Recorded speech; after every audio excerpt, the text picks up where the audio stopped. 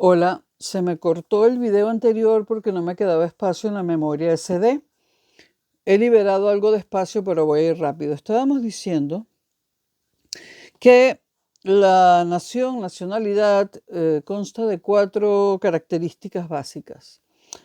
La comunidad de sentimiento, la comunidad de historia y cultura compartidas, la comunidad política y la comunidad que se realiza y autodetermina mediante el Estado. Habíamos dicho que el sentimiento identitario es inherente a todas las naciones y que las naciones tienen historia propia o no son naciones. Muchos autores dicen que la base de una nación es tener una lengua, un idioma propio. Para Bauer, no hay pero sin embargo, para Bauer no hay unos elementos necesarios como estos 4 que acabo de mencionar para poder probar dónde hay y dónde no hay una nacionalidad. Aunque, dice Bauer, la lengua es normalmente el factor aglutinador que identifica a la nación, pero no siempre. Stuart Mill dice que la simpatía común es importante en la nación y que surge con mayor facilidad cuando es más profunda y homogénea la vinculación cultural. La historia de la modernidad es la historia de la construcción de un nosotros nacional, de una cultura compartida. John Gray dice que la modernidad no empieza con el reconocimiento de la diferencia, sino con una demanda de uniformidad. John Gray, en su libro Las 2 caras del liberalismo. La educación ha sido un medio esencial de uniformidad nacional, que duda cabe, de homogeneidad lingüística, de enseñanza de una historia nacionalista, de implantación y propagación de unos valores y símbolos nacionales. Todos los estados son nacionalistas y efectivamente cabe la posibilidad de producirse un proceso totalitario y racista de anulación del individuo y de su libertad en manos de la supuesta nación étnica como único sujeto ético que fundamenta y expresa el Estado. Por eso es lisa y llanamente, pero esto es lisa y llanamente la nación totalitaria. Ejemplo, la Alemania de Hitler, la Italia de Mussolini. Renan, otro autor, dice, la nación presupone un pasado, primera cara, pero en el presente, segunda cara, se concreta en un hecho tangible que es el consentimiento. El deseo claramente expresado de seguir viviendo en común. Para Benedict Anderson, y en sentido antropológico, él define la nación como una comunidad imaginada, donde la inmensa mayoría de sus miembros no se conocerán nunca, pero sin cruzar sus vidas viven la imagen de su comunión nacional. Y finalmente es una comunidad soberana, la nación, porque en ella reside la fuente del poder que legitima al Estado y a sus gobernantes. Por todo ello, Max Weber, el sociólogo sueco, dio con una de las definiciones más breves de nación, al decir que es una comunidad de sentimiento que se manifiesta adecuadamente en un estado propio. Las 3 acepciones en un estado propio. La razón y destino de la nación moderna es el Estado, dice Weber.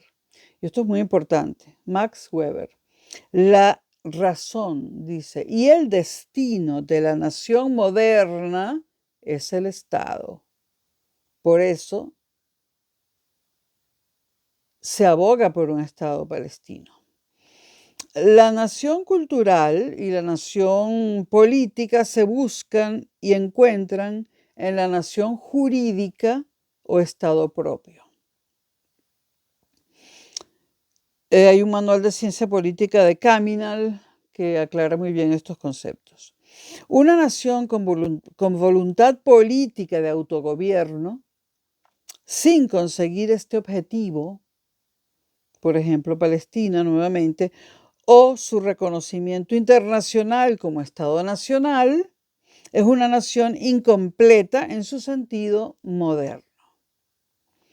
La nación moderna es plena y soberana cuando se realiza y autodetermina en el Estado. Subráyenlo. La nación es su acepción jurídica y cultural. Es un hecho que puede definirse a partir de unos rasgos convencionales y que se sitúa al margen de la voluntad subjetiva de sus miembros. Todo ciudadano tiene una nacionalidad por el mero hecho de estar vinculado a un ordenamiento jurídico estatal y no a otro. La nación política, por el contrario, es una opción subjetiva. Forma parte del sentimiento y voluntad de las personas. El nacionalismo crea la nación, porque no puede hablarse plenamente de nación si no existe un sentimiento nacional, una conciencia nacional, una voluntad subjetiva de cada uno de los miembros de la comunidad que les identifica con la misma. La nación política es el eje vertebrador de la sociedad moderna. Kautsky dice, abro comillas, la nacionalidad es una relación social que se modifica constantemente y que reviste significados muy diferentes en condiciones diferentes. Cierro comillas. En los inicios del Estado liberal, la nación política era la nación burguesa. La división de la nación política como reflejo de la división social del trabajo y de las clases sociales comenzó a plantear problemas. La nación política, cuando surge el capitalismo, y una característica del capitalismo es la división del trabajo industrial, entonces allí la división de la nación opera, o sea, la nación política se rompe como reflejo de la división del trabajo en una fábrica, en una cadena de montaje, ¿no? Y además la división del trabajo produce clases sociales, ya no estamentos, como había en la Edad Moderna, las clases sociales de los siglos XIX y XX. Y eso puede romper la nación política. De hecho, lo que ha roto a Venezuela ha sido las diferencias entre clases sociales y también diferencias raciales y más. Cuando una comunidad nacional decide separarse de un estado, por ejemplo Cataluña, que se quiere separar de España, Kosovo, que se separó de Serbia, etcétera, cuando una comunidad nacional, repito, decide separarse de un estado o se resiste a ser conquistada por un estado, nace una nueva nación política, que es lo que quiere Cataluña. El pueblo de los Estados Unidos declaró su independencia en 1776, como sabemos, y aprobó su constitución en 1787, en la misma lengua y valores liberales que la metrópolis de la que se separaba, es decir, que de Gran Bretaña, Inglaterra. Por otra parte, la nación liberal alemana se hizo presente a partir del momento en que cobró conciencia de la identidad cultural que la cohesionaba y que a su vez la diferenciaba de otras naciones liberales. ¿Qué convierte en similares dos casos tan distintos? El primero proclamando su independencia desde la voluntad, caso Estados Unidos, y el segundo afirmándola desde la identidad, caso Alemania. El hecho de que surja la nación política, de que se afirme su autodeterminación, por medio de la secesión o bien de la unificación, y como efecto constituye un Estado propio y soberano. La consecuencia de ello es que a partir de características convencionales, que pueden ser muy diferentes según los casos, y aquí comparé Estados Unidos y Alemania, la voluntad política de unas élites o un proceso de ruptura política con mayor o menor implicación popular crea naciones y constituye estados, por secesión o por unificación. Esto es nacionalismo.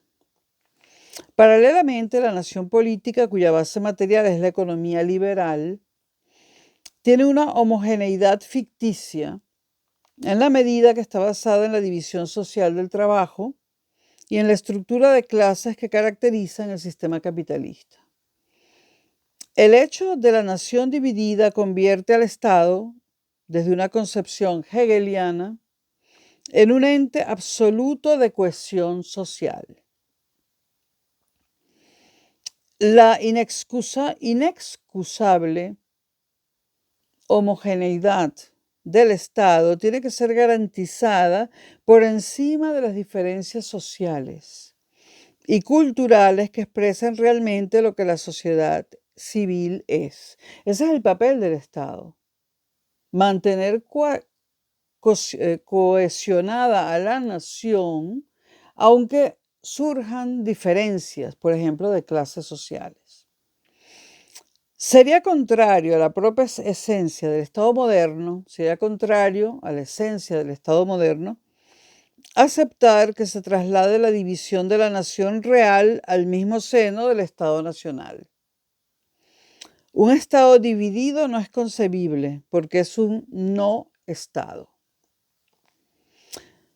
Por otra parte, existen los partidos nacionalistas, que no solamente se presentan como los defensores de los intereses generales, sino que se apoderan de la bandera y símbolos nacionales. Esto lo vemos en la estelada, que es la bandera catalana, ¿no? En las banderas venezolanas, en las banderas norteamericanas, ¿no?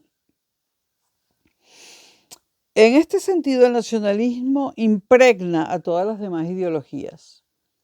Las integra o rechaza desde la primigenia nacional.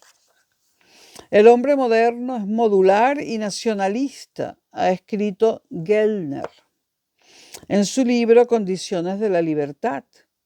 Repito, el hombre moderno es modular y es nacionalista.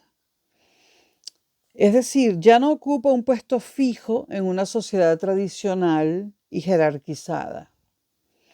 Tanto el hombre como la mujer constituyen piezas modulares, con su propia libertad y singularidad, pero adaptables y encajables a un conjunto nacional e identificados con este último, es decir, con la nación moderna.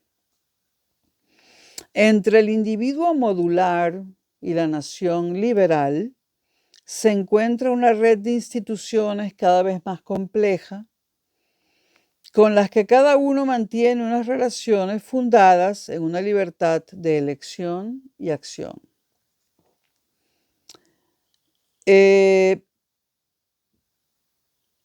Esto obliga a una evolución coincidente entre liberalismo y nacionalismo, pero sí que nacen de la misma modernidad. O sea, cuando nace el liberalismo era inevitable que naciese el nacionalismo. Es más, el liberalismo económico puede convivir a plena satisfacción de sus intereses con un nacionalismo político respetuoso con las libertades negativas. Hablamos ya en videos anteriores de la libertad negativa versus la libertad positiva, y la negativa es la más amplia. La democratización del Estado liberal, y especialmente la concepción republicana de la democracia, es la que cuestiona posibles derivaciones del nacionalismo. Gobernar en nombre de la nación puede ser liberal, pero no es democrático si no se hace mediante elecciones libres, sufragio democrático y libertad de información y opinión.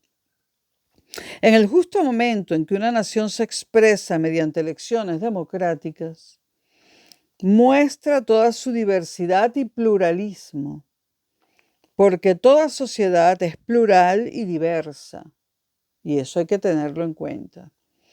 El nacionalismo, incluyendo al nacionalismo democrático, tendrá necesidad de promover mediante sus portavoces una lealtad previa o superior a cualquier otra, la lealtad nacional. Esta es compatible, por supuesto, con lealtades de otro tipo, empezando por la lealtad democrática, y asimismo admite lealtades nacionales compartidas o un nacionalismo multinivel. Así se podrían promover identidades y lealtades nacionales sumables y compatibles, por ejemplo, Cataluña, España y Europa. La Unión Europea es, podríamos decir, por ejemplo, Baviera, Alemania y Europa. David Hale ha dicho o ha señalado que el nacionalismo ha sido una fuerza crucial en el desarrollo del Estado-nación democrático. En su libro La democracia y el orden global. La virtud y el problema del nacionalismo es que los tres grandes fines políticos del mundo moderno, en palabras de Charles Taylor, el bienestar, los derechos y el autogobierno, solo se comprenden en el marco de la nación. La nación continúa siendo un concepto político y público esencial e insustituible, que fundamenta la legitimación del Estado, basada en la autodeterminación y la soberanía nacional. Vivimos todavía en un mundo político de estados modelados según los principios básicos del Estado moderno hobbesiano. Hobbes, el Leviatán, el filósofo político inglés. Entonces, a partir de estos principios se pueden enumerar 5 fases o zonas horarias del sistema de estados nacionales que se solapan en el tiempo. En primer lugar, los primeros estados-nación europeos occidentales como modelos originales del Estado moderno. Y estos estados son, los primeros estados-nación europeos, son España, Inglaterra y Francia, entre los siglos XVI y XVIII. España, Inglaterra y Francia. En segundo lugar, la independencia de los Estados Unidos de América y la constitución de los nuevos estados nacionales en el continente americano, fruto de la secesión de las colonias americanas de sus respectivas metrópolis europeas y especialmente del Imperio Español durante los siglos XVIII y XIX.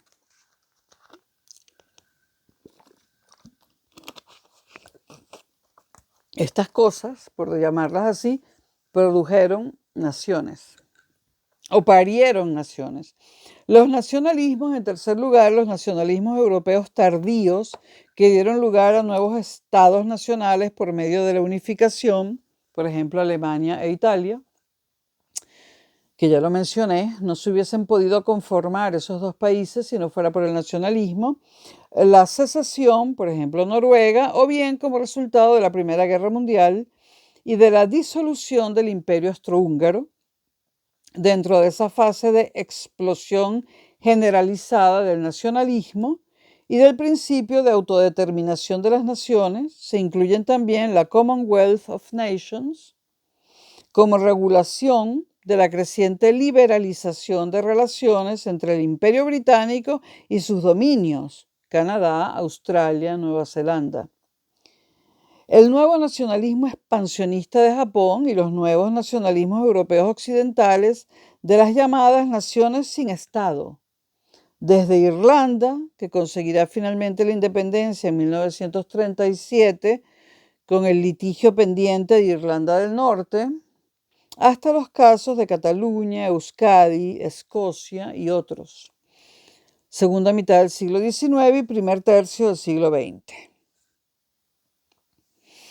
En cuarto lugar, el cuarto principio que genera estados nacionales, ¿no?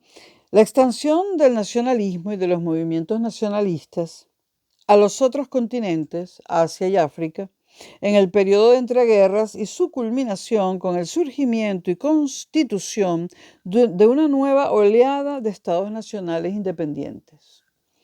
Egipto en 1936, India en el 47, Indonesia en el 49, Argelia en el 62 y más, que fruto de la nueva correlación de fuerzas internacionales, especialmente después de la victoria aliada en la Segunda Guerra Mundial, y con la decadencia definitiva de los viejos imperios europeos occidentales, se generalizó el modelo del Estado-Nación.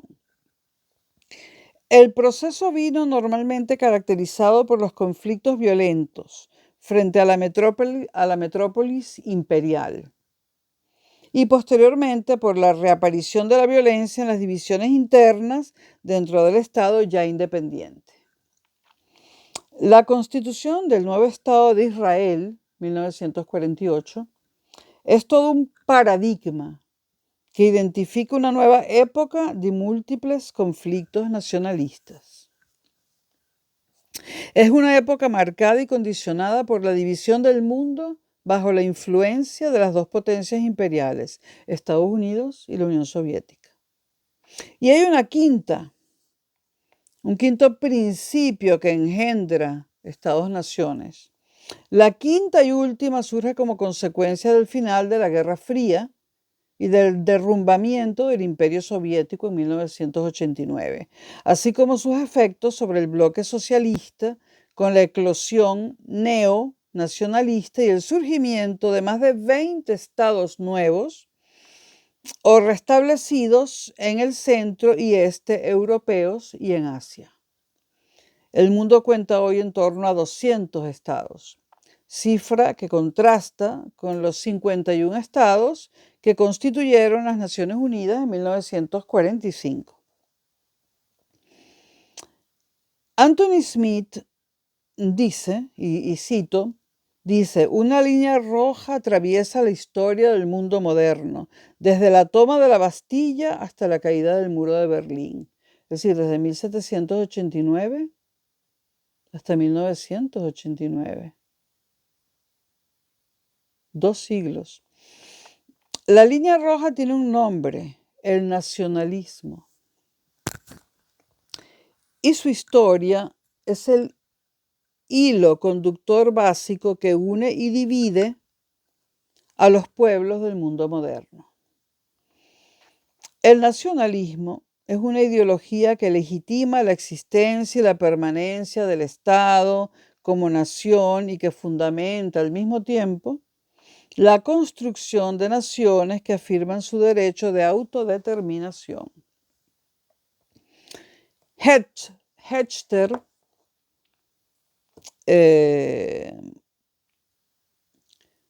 distingue entre el nacionalismo de Estado, que lo clasifica como la construcción nacional desde el Estado, el nacionalismo periférico, 2, que dice que es el nacionalismo que surge de naciones culturales que se resisten a la integración, asimilación por parte de otro Estado y se proponen tener un Estado propio. Nacionalismo periférico. En tercer lugar, el nacionalismo irredento, que ocurre cuando se pretende extender los límites del Estado nacional para incorporar territorios cuya población copertenece a la misma identidad nacional.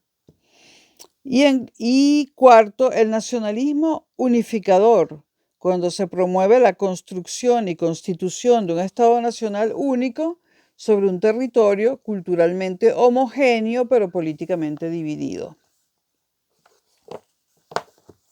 A ver si alcanza la memoria del teléfono. Bueno, en todos los casos la autodeterminación nacional es exclusiva y excluyente. En un Estado nacional solo tiene cabida una autodeterminación, una sola. No se considera la posibilidad de ninguna otra en su territorio y si apareciera, sería vista como una amenaza a la unidad nacional. Cataluña, de nuevo, Cataluña y España. Soberanía nacional y autodeterminación nacional son conceptos equivalentes, indivisibles e indisolubles dentro de la doctrina nacionalista. Entramos en un círculo vicioso que no tiene solución. Por un lado, el nacionalismo ha sido motor del modelo del Estado Nacional, que la modernidad se ha dado para la organización política de la sociedad industrial. Modelo que se ha extendido a todo el planeta a lo largo de los 2 últimos siglos y en sucesivas oleadas nacionalistas. Por otro lado, la constitución y defensa de los estados nacionales impide la realización política de aquellos otros nacionalismos de naciones sin Estado. Palestina, nuevamente, ¿no? Es el ejemplo que se me ocurre, cuya autodeterminación está en directa contradicción y oposición con el principio de la soberanía nacional que fundamenta al Estado al cual pertenecen. Montserrat Guibernau define las naciones sin Estado de esta manera. Dice, son comunidades culturales que comparten un pasado común, que están vinculadas con un territorio claramente delimitado, que desean decidir su futuro político y que están faltas de su propio Estado. ¿Cómo se puede negar a otra nación la autodeterminación, es decir, la fuente que da vida a mi nación? ¿Puede ser legítimo el principio o derecho de autodeterminación? ¿Puede ser el principio, o derecho de autodeterminación legítimo para unos e ilegítimo para otros si cumplen los mismos requisitos? Nuevamente, están allí Israel y Palestina. El Estado Nacional y la autodeterminación son conceptos interdependientes, pero parten de un problema irresoluble. El territorio es limitado. Así, Israel y Palestina tienen un problema sin solución bajo el paradigma nacionalista si no encuentran la manera de compartir el territorio. El Estado Nacional es soberano sobre un territorio delimitado por fronteras y no admite compartirlo con nadie, sino defenderlo frente a otro, sea uno o varios estados nacionales, sea una nación o naciones dentro del propio Estado.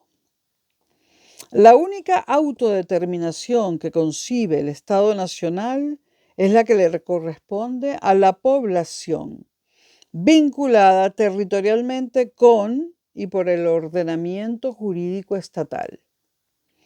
Y si una parte de esta población se define como nación y reivindica el derecho de autodeterminación, no será fácil ejercerlo. Cataluña, de nuevo. Se autodetermina quien puede y no quien quiere. El nacionalismo universal, como ya dije, es imposible. El nacionalismo ha construido el hombre moderno y patriota, ciudadano de un Estado nacional, con sus derechos y deberes. Es la ideología más representativa de la modernidad. Todos pertenecemos a un Estado que nos hace libres e iguales ante la ley. Para Isaías Berlin, que lo recomiendo muchísimo en su libro Nacionalismo y todos los demás libros, para Berlin, todos incluye 1, la creencia de la necesidad moderna de pertenecer a una nación. 2, la convicción de que la comunidad nacional es un cuerpo u órgano que relaciona a todos sus miembros. 3, la afirmación de un nosotros nacional o de la nación como algo nuestro frente a otras naciones. 4, la primacía de la lealtad nacional. El nacionalismo ha sido una empresa colectiva que ha unido a los nacionales por encima de la división social del trabajo y de la heterogeneidad cultural. El nacionalismo ha creado un dios de la modernidad, por el cual vale la pena incluso dar la vida: la nación. La virtud del nacionalismo es haber promovido una solidaridad nacional.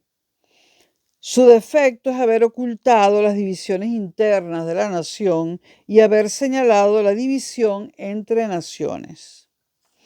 El nacionalismo ha sido fuente de liberación nacional y también semilla de sistemas totalitarios y bandera de expansión imperialista.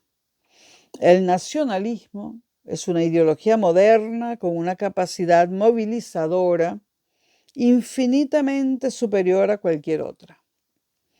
La disyuntiva que se vive en los inicios del siglo XXI plantea dos direcciones contrarias: nacionalismo y viejo orden mundial, o federalismo y nuevo gobierno mundial. Los sistemas políticos en el siglo XXI ya no son cotos cerrados. Este proceso democrático internacional, con todas sus insuficiencias e involuciones, es una esperanza de futuro en paz.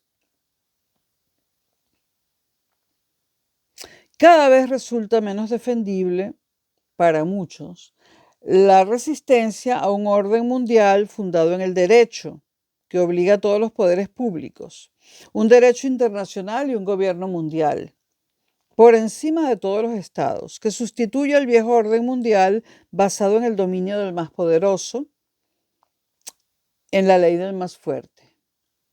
Podrán pasar años todavía sin que se produzcan grandes avances significativos en esta dirección.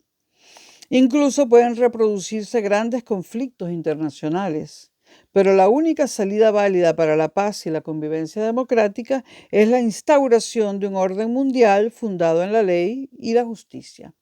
Esto dicen casi todos los pensadores. Yo no estoy de acuerdo con esto. Yo no quiero un gobierno mundial, pero en otro momento hablaré de esto. Una nueva democratización ha de afrontar la sociedad liberal para desactivar las posibles derivaciones dominantes, agresivas o autoritarias de los nacionalismos.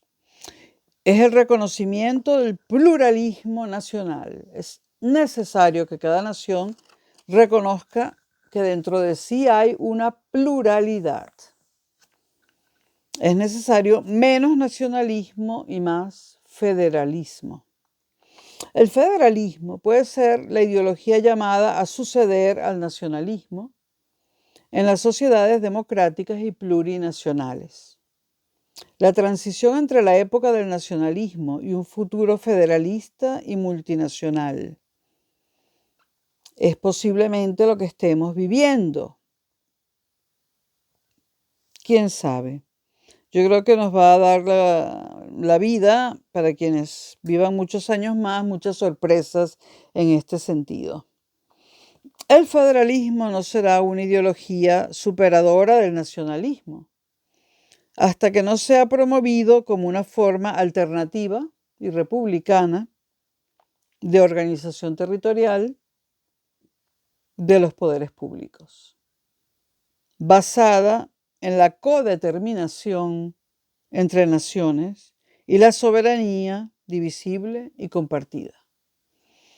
El pacto federal supone la unión libre y recíproca de dos o más de dos, una unión que es compatible con la permanencia y el autogobierno de las partes que firman el pacto federal y se vinculan mediante la Constitución escrita. La federación se fundaría, por tanto, en la unión, en la diversidad. A esto lo podemos llamar un federalismo pluralista. Y de último, si me da tiempo, recomendar algunos libros. El federalismo pluralista, del federalismo nacional al federalismo plurinacional, de Caminal, editado por Paidós. El libro de Anderson que ya mencioné, Comunidades Imaginadas, Reflexiones sobre el origen y la difusión del nacionalismo. Naciones y nacionalismo, este sí que lo recomiendo especialmente, de Hellner. Los nacionalismos de Guy Bernau, también lo recomiendo especialmente. Y por supuesto, Naciones y nacionalismo desde 1780 de Hobsbawm. De Hobsbawm recomiendo todo lo que ha escrito. Tenemos también Adam Smith, Nacionalismo y modernidad. Y bueno, por ahora es suficiente. Nos vemos en el próximo video, que no sé de qué será. Posiblemente de feminismo o democracia. Ya veremos. Bueno, gracias por haberme soportado hasta ahora, hasta este momento. Bye.